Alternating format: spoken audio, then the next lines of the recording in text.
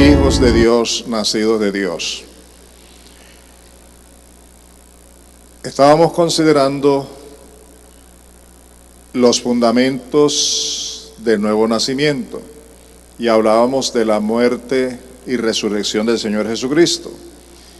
Comenzamos hablando ahora del segundo fundamento, que es la gracia de Dios en Cristo Jesús, en Jesucristo. La gracia de Dios en Jesucristo, vamos a repasar un poquitito lo que decíamos la vez pasada. El amor de Dios se ha hecho realidad en nosotros por medio de la fe en la gracia de Dios. Es por fe y no por vista. Es por fe y no por sentimientos. Es por fe y no por razonamiento humano. La fe en la palabra de Dios. La fe en lo que Dios dice. Creerle a Dios. Creer lo que Él nos ha revelado. Y en la medida que creemos lo que Él nos ha revelado en su palabra, lo que está revelado en su palabra, entonces el amor de Dios cada día se hace una mayor realidad en nuestras vidas. Lo que hace que el amor de Dios se convierta en una realidad en nosotros es la fe en la gracia suya. Y esa fe se da por creer en lo que Él nos ha revelado. Su palabra lo dice y así es. Hay muchos creyentes hoy día que no disfrutan del amor de Dios. Y no disfrutan del amor de Dios porque muchas veces se miran a sí mismos, miran su pasado y se condenan y deciden pensar que Dios no los ama. Pero la cuestión del amor de Dios en nuestras vidas no depende de cómo nosotros lo pensemos, depende de cómo nosotros lo creemos según lo que está establecido en la palabra de Dios. Es suficiente. Si tú lo crees así, entonces comienzas a disfrutar su amor. Y cuando comienzas a disfrutar su amor, te interesas en darle gracias, en adorarlo y también en consagrar tu vida a Él. Y ahí se marca la diferencia. Espero que esto les quede bien claro. Y quiero enfatizar, como dice aquí, solo la fe en la gracia de Dios hace posible el nuevo nacimiento. Como decíamos, primeramente el fundamento de la muerte y de la resurrección del Señor Jesucristo. Si Él no hubiera muerto, no se hubiera provisto el perdón de los pecados, porque su sangre no hubiera sido derramada. Pero si Él hubiera muerto y no hubiera resucitado, pues tampoco tendría ningún valor, porque el sello que demuestra que el Señor Jesús es Dios, es el Hijo de Dios, es su resurrección. Él vive. Y ahora vemos el segundo fundamento, que es la gracia de Dios, como ya lo hemos manifestado.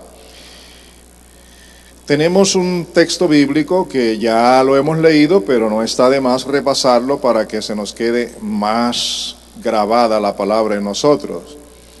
Hablando del verbo del que Juan nos habla en el capítulo 1, los versículos 1, 2 y 3, dice luego en el versículo 14 que aquel verbo se hizo carne, se encarnó en la persona del Señor Jesucristo y habitó entre nosotros y vimos su gloria como del unigénito del Padre, lleno de gracia y de verdad. Así es el testimonio que nos da Juan.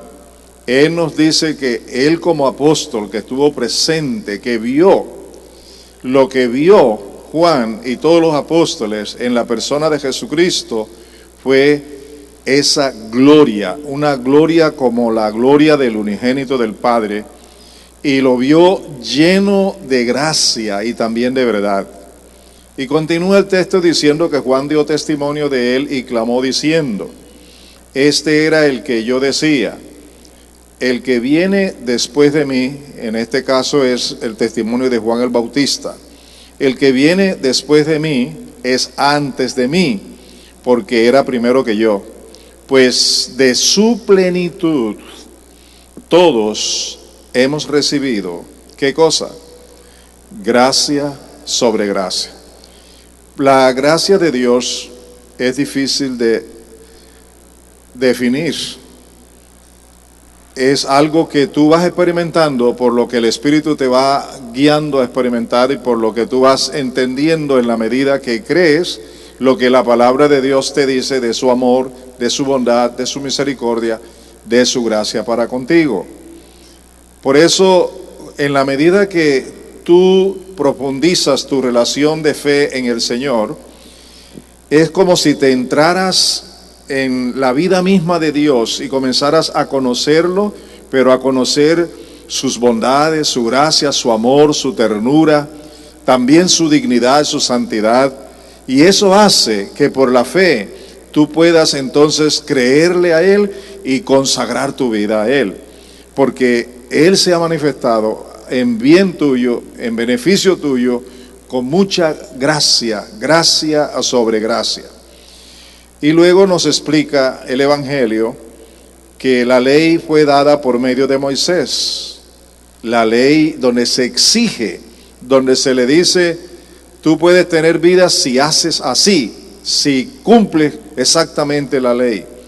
Pero él dice, la gracia y la verdad fueron hechas realidad por medio de Jesucristo.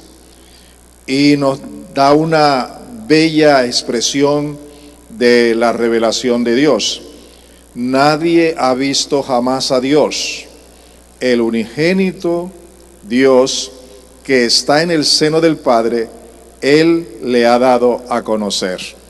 Ese es el propósito del Señor Jesucristo, que lo conozcamos a Él, para que en la medida que lo conocemos a Él, podemos conocer a Dios, por medio de su palabra y la revelación del Espíritu Santo. Espero que todo esto haya quedado claro en sus vidas, y así podemos realmente crecer en el Señor. Aquí viene lo que es la investigación que ustedes debieron hacer, y de eso vamos a hablar ya al final, fuera de cámara. Vamos a ver cómo les fue con sus tareas, pero esa es parte de las tareas que se le asignó la vez pasada, de investigar cómo es la gracia de Dios. Y confío que quienes lo hayan hecho verdaderamente tengan ahora una concepción más grande, especial, de la gracia de Dios en sus vidas. Seguimos con el tema de la gracia de Dios en Jesucristo. Y podemos decir que la gracia salvadora, la gracia que nos ha salvado por fe, es la gracia del pacto en Jesucristo, el pacto de Dios, pero en la persona de Jesucristo. Y es la gracia manifestada con el amor y la misericordia de Dios. Es decir, es algo que se une, y a través de la gracia podemos ver la manifestación del amor y de la misericordia de Dios en nuestras vidas. Por eso la gracia es completamente indispensable que la creamos, que la aceptemos.